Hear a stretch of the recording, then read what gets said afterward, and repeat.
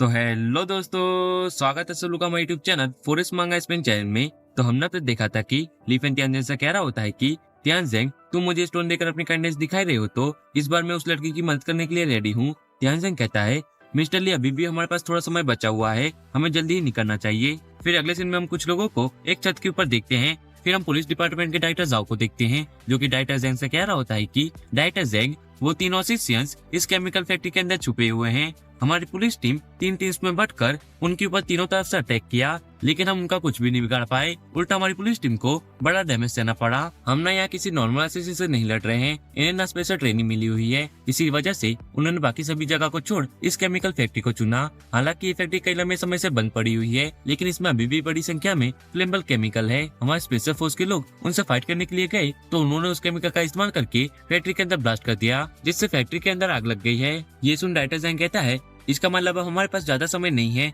हमें जल्दी ही हॉस्टेजेस को वहाँ से निकालना होगा। मैंने कैलकुलेशन की है कि अगला ब्लास्ट नेक्स्ट 5 मिनट्स में होने वाला है। अगर हमने उससे पहले हॉस्टेजेस को बाहर नहीं निकाला तो फैक्ट्री में होने वाले ब्लास्ट में हॉस्टेजेस भी मारे जाएंगे। मेरे सुपीरियर्स ने मुझे ऑर्डर दिया है कि हमें हॉस्टेजेस को बिना किसी नुकसान के बाहर निकालना है। अगर हम इसमें फेल हो गए ना, तो हम सबको जॉब से निकाल दिया जाएगा। हम यहाँ किसी भी तरह की गलती नहीं कर सकते, हमें जल्दी हॉस्टेजेस को बचाना होगा। फिर हम एक बंदी को देखते हैं, जो कि मास्टर रेन से कह रहा होता है कि मास्टर रेन, अब हम सब बस आपके ऊपर भरोसा कर सकते हैं, अब आप ही हैं जो कि उन हॉस्टेजेस को बचा सकते हैं, तो प्लीज आप जल्दी से कोई एक्शन लीजिए।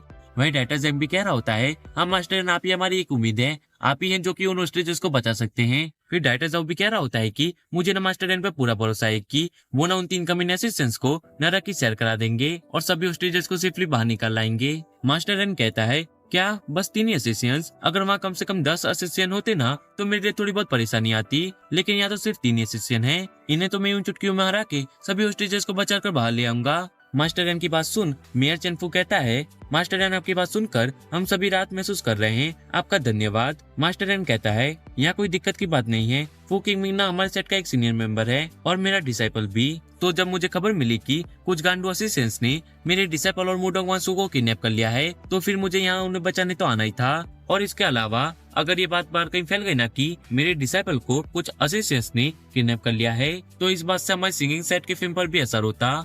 फिर डायरेक्टर जाओ कहता है, मास्टर रेन, आपने अपने साथ इन स्पेशल फोर्स के कुछ लोगों को ले जाइए, ये मैं बस आपकी सेफ्टी के लिए कह रहा हूँ, और हमारे पास बुलेट प्रूफ जैकेट्स भी हैं, आप उसे पहन लीजिए, ये अच्छा होगा कि हम सभी खतरों के लिए पहले से ही तैयार रहें। मास्टर रेन कहता है, डायरेक्टर जाओ, लगता है कि आप मुझे अंडर एस्टिमेट कर रहे हैं, ये बूढ़ा मास्टर ना सिंगिंग सेट का वाइस एक्ट मास्टर है, मैं ना इनर स्ट्रेंथ कल्टीवेशन लेवल पर हूँ और ग्रैंड मास्टर के लेवल से बस हाफ स्टेप ही दूर हूँ, और अगर मैं मेरी इसी कल्टीवेशन बेस के दम पर अंदर फाइट करने गया ना और उन असिस्टेंट्स ने मुझ पर गोलियां भी चलाई, तो वो गोलियां मुझे टच तक नहीं कर सकती। तो क्या आपको क्या लगता है, मुझे आपकी स्पेशल फोर्स के लोग और बुलेट प्रूफ जैकेट्स की जरूरत है क्या? आप ना इस मामले को बहुत ही बड़ा समझ रहे हैं, इस मामले को सॉल्व करना ना मेरे लिए गोटियां खेलने जितना आसान है। मेयर चैनफू चिल्लाते हुए कहता है, डायरेक्टर जाओ, आप ये क्या कर रहे हैं? आपको पता नहीं क्या मैं कौन हूँ? मास्टर रेन ना मार्शल आर्ट एक्सपर्ट हैं। अगर आपके स्पेशल फोर्स के लोग उनके साथ फाइट करने गए ना, तो वो सिर्फ मास्टर रेन की फाइट के बीच में आएंगे और उनके लिए दिक्कतें खड़ी करेंगे। और आपकी ये बुलेट प्रूफ जैकेट्स, इन्हें दिखा के आप साबित क्या करना चाहते हैं? और आपको क्या लगता है मास्टर रेन इतने वीक है कि गोलियां लगने से वो मारे जाएंगे? तो मैं तुम्हें बता दूं कि मास्टर रेन को ना गोलियां टच तक नहीं कर सकती, वो ना बहुत ही ज्यादा पावरफुल मास्टर हैं। ये सुन डायरेक्टर जाओ अपने स्पेशल फोर्स के लोगों से कहता है, अरे तुम लोगों ने सुना नहीं क्या मेयर चेनफू ने क्या कहा? तो अब यहाँ से निकल लो, हम ना मास्टर रेन की तरह अंदर फाइट नहीं कर सकते। मास्टर रेन ना हवा की तरह तेज है और वो लोगों को किसी कीड़े मकोड़ों की तरह खत्म कर देते हैं। वो ना हमसे कई गुना ज्यादा ताकतवर हैं। उन्हें तो किसी बुलेट प्रूफ जैकेट या अपने साथ किसी दूसरे बंदे को ले जाने की जरूरत नहीं है। और एक तरफ जब हम पर किसी भी तरह की सीरियस प्रॉब्लम आ जाती है, हम अपने साथ बुलेट प्रूफ जैकेट्स और स्पेशल फोर्स के लोगों को कैरी करते हैं। अगर हम ऐसा नहीं करेंगे तो फिर हम बहुत ही आसानी से मारे जाएंगे। तो तुम लोग समझ गए ना मैं क्या कहना चाहता हूँ? तो अब यहाँ से निकल लो। वही मास्टर रेन कहता है, जिस तरह 4th ग्रेड निंजा वॉर में माता उचिया ने 80,000 शिनोबिस को अकेले खत्म कर दिया था ना, सिर्फ और सिर्फ शांति और अमन के लिए, आज उसी तरह ये ओल्ड मास्टर अपने लोगों को बचाने के लिए उन तीनों गांडू असिस्टेंट्स को मौत के घाट उतार देगा। अब बस मेरे अंदर जाने की देरी है, फिर मैं उन दोनों हॉस्टेजेस को सेफली बाहर निकाल लाऊंगा तुम लोग बस यहीं खड़े रहकर देखो कि मैं उन्हें किस तरह से बचाता हूँ।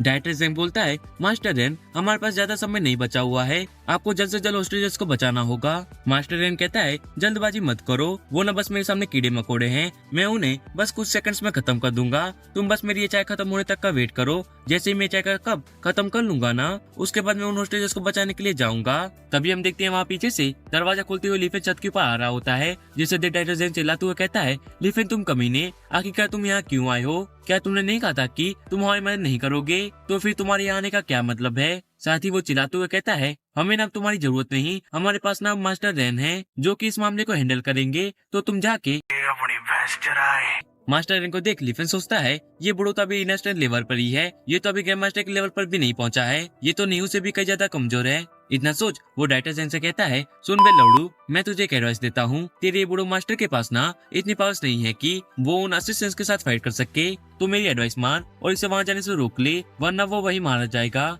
लीफेन की बात सुन मास्टर रेन चाय के कप को फेंकते हुए कहता है, कमीना आखिर तू कहना क्या चाहता है? तू मुझे अंडर एस्टिमेट कर रहा है क्या? तू मेरे हाथों से मरना चाहता है? फिर वो चेयर से खड़े होते हुए कहता है, बच्चे तुम पहले खुद को देखो, तुम्हारे पास खुद तो कोई फाइट का एक्सपीरियंस नहीं है और मेरे सामने आके शो ऑफ कर रहे हो। बच्चे मैं ना तुम्हारे साथ बहस नहीं करना चाहता, अगर तुम मरना नहीं चाहते हो ना तो जल्दी से यहाँ से दफा हो जाओ। तुम्हारी इस चूजो सिटी में ना सिर्फ एक ही ऐसा मास्टर है जो कि मुझे टक्कर दे सकता है और वो है मिस्टीरियस यंग मास्टर। अगर वो इस सिटी में ना हो ना तो मैं कॉन्फिडेंटली कह सकता हूँ कि तुम्हारी सिटी में ना मुझसे ताकतवर कोई भी मास्टर नहीं है जो कि मुझे टक्कर दे सके। और वहीं तुम कमीने, तुम्हारी ये हिम्मत की तुम अपने से ताकतवर मास्टर से इस तरह से बात करो। लीफेन बोलता है, अबे गोचू अपनी पढ़ाई करना बंद कर, वरना तेरी सी बिहेवियर की वजह से आज तू मारा जाएगा। तेरे पास इतनी पास नहीं है कि तू नसीसन से अकेले फाइट कर सके। और हाँ, अगर मैं कहूँ कि वो मिस्टीरियस यंग मास्टर और कोई नहीं मैं ही हूँ, तो फिर तुम क्या कहना चाहोगे? मास्टर रेन बोलता है, बच्चे तुम ना सपना देखना बंद करो, तुम कह रहे हो कि तुम्हें मिस्टीरियस यंग मास्टर हो, तो फिर मैं भी कहता हूँ कि मैं टोनी स्टार्क हूँ, मैं इस दुनिया का सबसे रिचेस्ट बिलियनर हूँ, तो क्या तुम मान लोगे? वहीं डायरेक्टर जेंग कह रहा होता है, मैंने आज से पहले इससे बड़ा बेवकूफ इंसान नहीं देखा। ये कह रहा है कि यही मिस्टीरियस यंग मास्टर है। वहीं पीछे खड़े दो लोगों में से पुलिस वाला हंसते हुए कह रहा होता है कि इस बेवकूफ को खुद की बातों पसंद नहीं आती क्या? उल्टा इसकी बात सुनकर मुझे शर्म आ रही है। वहीं दूसरा बंदा कह रहा होता है कि लगता है इस बच्चे ने रात में कुछ ज्यादा चढ़ा ली थी जो कि अभी तक उतरी नहीं, तभी तो ये यहाँ इस तरह की बातें कर रहा है। उन लोगों की बात सुन त्यानसेन चिल्लाते हुए कहता है, अबे औकात में रहकर बात कर लो भोसड़ियों वाले, वरना मास्टर लेना तुम लोगों की। उतने में लीफेन त्यानसेन को रोकते हुए कहता है, त्यानसेन तुम ना शांत हो जाओ, वरना अभी हमारी वीडियो पर स्ट्राइक पड़ जाएगी। और तुम चमन प्रास खाने वाले चमन, जरा मेरी बात को ध्यान से सुनो, मैं ना यहाँ मूड ऑफ वासु की जान बचाने आया हूँ, न कि ये साबित करने की मैं ही वही मिस्टर यंग मास्टर हूँ। तो ढक्कन से मास्टर रेन, अगर तुम मना नहीं चाहता ना तो मेरे पीछे ही रहियो, वरना वो गांडू असिस्टेंट्स तुझे पक्का से मार डालेंगे। लीफेन की बात सुन मास्टर रेन बोलता है, बच्चे तुम्हें क्या लगता है तुम मुझसे भी ज्यादा पावरफुल हो? तुम ना भी जानते नहीं हो कि मैं किस सेट से बिलोंग करता हूँ। मैं ना सिंगिंग सेट का वाइस सेट मास्टर हूँ। और अगर तुम्हें फिर भी लगता है कि मैं तुमसे वीक हूँ तो तुम यही रुको, मैं अकेले ही जाके उन होस्टेजेस को सेफली बाहर लेकर आता हूँ। तुम बस यहीं खड़े रहकर मेरी फाइट देखो। इतना कहकर वो छत के ऊपर से नीचे कूद जाता है। मैं बताऊंगा कि हम सिंगिंग सेट वाले कितने ज्यादा पावरफुल होते हैं। मास्टर रेन को नीचे जाते हुए देख ऊपर खड़े बाकी के लोग कह रहे होते हैं, अरे तो रियल फ्लाइंग टेक्निक है, आज तक तो मैंने ये टेक्निक सिर्फ टीवी शोज में देखी थी। वहीं डायरेक्टर साहब कह रहा होता है, हम मास्टर रेन से इतना तो सब कर ही सकते हैं ना, आखिर वो है भी तो सिंगिंग सेट के वाइस सेट मास्टर। वही डायरेक्टर साहब लीफेन से बोल रहा होता है कि लीफेन तुमने देखा आखिर कैसे मास्टर रेन चौथी मंजिल से नीचे कूद गए? क्यों है ना मास्टर रेन कमाल के? बोलो बोलो, तुम्हें ना खुद पर शर्म आनी चाहिए कि तुमने इतने पावरफुल मास्टर से इस तरह से बात की। तुम ना बस यहीं खड़े रहो जब तक कि मास्टर रेन उन होस्टेजेस को बचाकर बाहर नहीं ले आते, फिर उसके बाद मास्टर रेन तुम्हारी बदतमीजी के लिए तुम्हें सजा देंगे। इतना कहकर वो हंसने लगता है। वहीं पीछे लीफेन सोच रहा होता है, अरे भसड़ी के ख्वाब तो औकात के अनुसार देख ले। वही हम दूसरी तरफ देखते हैं मास्टर रेन को, जो कि क्रिस वाली एंट्री लेते हुए नीचे पहुंच गया होता है। फिर वो भागते हुए फैक्ट्री के अंदर चला जाता है। फिर अगले सीन में हम मास्टर फू को देखते हैं, जो कि उन असिस्टेंट्स की लाते खा रहा होता है और वो चिल्लाते हुए कह रहा होता है, तुम गांडूस तब तक वेट करो जब तक कि मेरे मास्टर यहाँ नहीं आ जाते। मेरे मास्टर ना हमारे सिंगिंग सेट के वाइस सेट मास्टर हैं। अगर वो यहाँ आ गए ना और उन्होंने मेरी ऐसी हालत देखी ना तो वो तुम गांडूस की पटक पटक के ले लेंगे। तभी वहाँ पर मास्टर रेन आ जाता है और वो चिल्लाते हुए कहता है, बस बहुत हुआ, तुमने मेरे डिसाइपल को मारने की हिम्मत की है, आज ना तुम यहाँ से जिंदा वापस नहीं जा पाओगे। वही फूकी मी अपने मास्टर को देखकर कह रहा होता है, मास्टर फाइनली आप यहाँ आ गए, जल्दी कीजिए और इन गांडूस की पटक पटक के ले लीजिए। तभी एक असिस्टेंट गोली फायर कर देता है, लेकिन मास्टर रेन उस गोली को अपने हाथों से ही रोक देता है और वो कहता है, तुम क्या सोचते हो ये बंदूक की गोलियां मुझे मार सकती हैं, लेकिन तुम्हारी ये गोलियां ना मेरा बाल भी बांका नहीं कर सकती। तभी दूसरे असिस्टेंट रॉकेट लॉन्चर को लेके आ जाता है। अच्छा, तो ये गोलियां तुम्हारा बाल भी बांका नहीं कर सकती, तो इस चीज के बारे में तुम्हारा क्या ख्याल है? इतना कहकर वो रॉकेट को लॉन्च कर देता है। हम देखते हैं मास्टर रेन उस अटैक को रोकने के लिए अपनी फुल पावर्स का इस्तेमाल करता है और वो चिल्लाते हुए कह रहा होता है, तुम गांडूस मेरे सामने इतने हेवी वेपन का यूज कर रहे हो, अगर हिम्मत हो ना तो मेरे साथ 1v1 करो।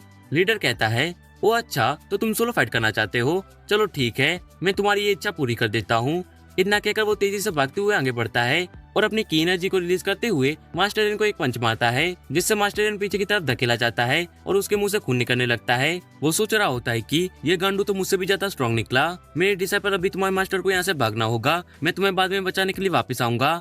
इतना सोचते हुए वो वहाँ से भाग जाता है। फिर वो हफ्ते हफ्ते छत के ऊपर वापस आ जाता है, जिसे देख मेयर चेनफू पूछता है, मास्टर रेन क्या हुआ, आप इतना ज्यादा क्यों आफ रहे हैं और होस्टेजेस कहाँ हैं, सब कुछ ठीक तो है ना? मास्टर रेन बोलता है, वहाँ पर ना बहुत ही ज्यादा खतरा है, उनके पास हेवी वेपन्स और मार्शल आर्ट एक्सपर्ट है, जिसकी कर्टिजन लेवल मुझसे भी ऊपर है। और वो मनी मन सोच रहा होता है, मुझे अपने ओपोनेंट्स को अंडर एस्टिमेट नहीं करना चाहिए था, मुझे जाने से पहले बुलेट प्रूफ जैकेट्स को पहन लेना चाहिए था। इतना सोच वो कहता है, जब मैं उनके साथ नहीं लड़ सका तो तुम्हारी स्पेशल फोर्स के लोग क्या ही कर लेंगे, अगर वो अंदर गए ना तो वो जाते ही मारे जाएंगे। और वो फिर से सोचने लगता है कि अगर मैं अपने साथ कुछ लोगों को अंदर ले जाता ना तो उनका यूज करके मुझे वहाँ से भागने के लिए थोड़ा टाइम मिल जाता, जिससे मेरी इतनी बुरी हालत नहीं होती। लेकिन फिर भी मैं अकेला अंदर गया और जिंदा वहाँ से बचकर बाहर निकल पाया। इससे साबित होता है कि मैं नॉर्मल लोगों से तो कई ज्यादा पावरफुल हूँ। तो क्या हुआ अगर मैं इस फाइट को हार गया, लेकिन कम से कम मैं जिंदा बाहर तो निकल पाया। वही हम देखते हैं डायरेक्टर ज़ैंग को, जिसके पसीने छूट रहे होते हैं। मास्टर रेन, अब हम क्या करें,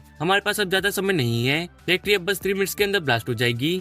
ये सुन मास्टर रेन कहता है, हमारे पास 2 ऑप्शन है, पहला कि मेरे सीनियर को यहाँ बुलाया जाए जो कि हमारे सेट के सेक मास्टर हैं। मैं पक्का से कह सकता हूँ कि वो उन होस्टेजेस को सेफली बाहर निकाल लाएंगे, लेकिन वो अभी हाईडोंग में हैं। अगर वो फ्लाइट लेके आएंगे तो उन्हें कम से कम 2 घंटे का समय तो लगेगा, तो वो तो हमारी मदद नहीं कर पाएंगे। और दूसरा ऑप्शन ये है कि हमें चूजों के उस मिस्टीरियस एंगर मास्टर को ढूंढना होगा। मुझे लगता है कि अब वही है जो कि उन होस्टेजेस को सेफली बाहर निकाल सकता है। मास्टर इनकी बात सुन डायरेक्टर ज़ाओ कहता है, यहाँ कोई ऐसा है क्या जो कि उस मिस्टीरियस एंगर मास्टर को जानता हो? लेकिन सभी लोग कहते हैं, नहीं, हमने तो उसे आज तक नहीं देखा। वही हम दूसरी तरफ तियानज़ेन को देखते हैं, जो कि लीफे के सामने झुकते हुए कह रहा होता है कि मास्टर ली, अब सिर्फ आप ही हमारी मदद कर सकते हैं। तो लगता है कि अब मेरी बारी आ ही गई। मैंने तुम लोगों से पहले कहा था कि पहले मुझे जाने दो, अगर मैं पहले जाता ना तो ये मामला कब का निपट चुका होता।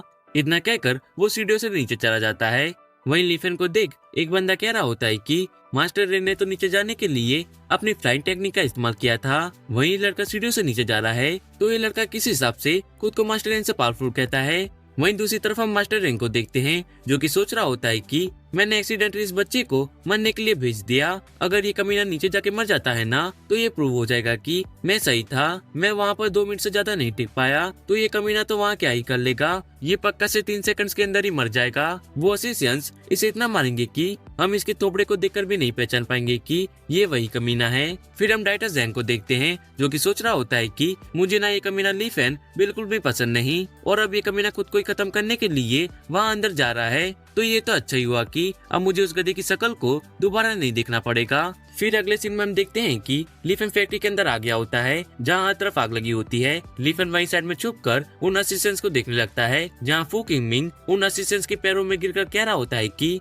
मैं तुमसे भीख मांगता हूँ, मुझे जाने दो, मैं सचमुच इस बारे में कुछ नहीं जानता, मैं तुम्हारी हर बात मानूंगा, तुम जैसा कहोगे मैं वैसा ही करूंगा, लेकिन प्लीज तुम मुझे मारना मत। लीडर चाकू दिखाते हुए कहता है, अगर तुम जिंदा रहना चाहते हो तो मेरे पास इसका एक रास्ता है, तुम्हें हमारी कंडीशन पूरी करनी होगी, जो कि बहुत ही आसान है। तुम्हें बस मूडोंग वांसो को मनाना है कि वो अपने डैड को कॉल करे और उनसे कहे कि वो एडम सीरम को बनाने का तरीका लेके हमारे पास आ जाएं। अगर तुम हमारे ये काम कर दोगे ना तो फिर तुम यहाँ से जिंदा वापस जा सकते हो। देखो ये कितना आसान है ना, तुम्हें बस हमारा इतना छोटा सा काम करना है। क्या सचमुच बस इतना ही? मिस मूडोंग, आपने सुना ना, तो प्लीज जल्दी कीजिए, नहीं तो मुझे डर है कि हम यहाँ से जिंदा वापस नहीं जा पाएंगे। वांसो कहती है, फू किंगमिंग, तुम तो पहले बहुत ही बड़ी बड़ी बातें कर रहे थे कि तुम्हारे रहते हुए मुझे कोई हाथ तक नहीं लगा सकता, तुम तो सिंगिंग सेट के सीनियर मेंबर हो ना, तो कहाँ गया वो तुम्हारे अंदर का सीनियर मेंबर? और वो चिल्लाते हुए कहती है, तुम्हारे सेट के जूनियर्स तुम्हें अपना रोल मॉडल मानते हैं, वो तुम्हें अपना हीरो मानते हैं, लेकिन अब अपने इस कारो वाले चेहरे को देखो, जो कि इन गांडू असिस्टेंट्स के सामने भीख मांग रहा है।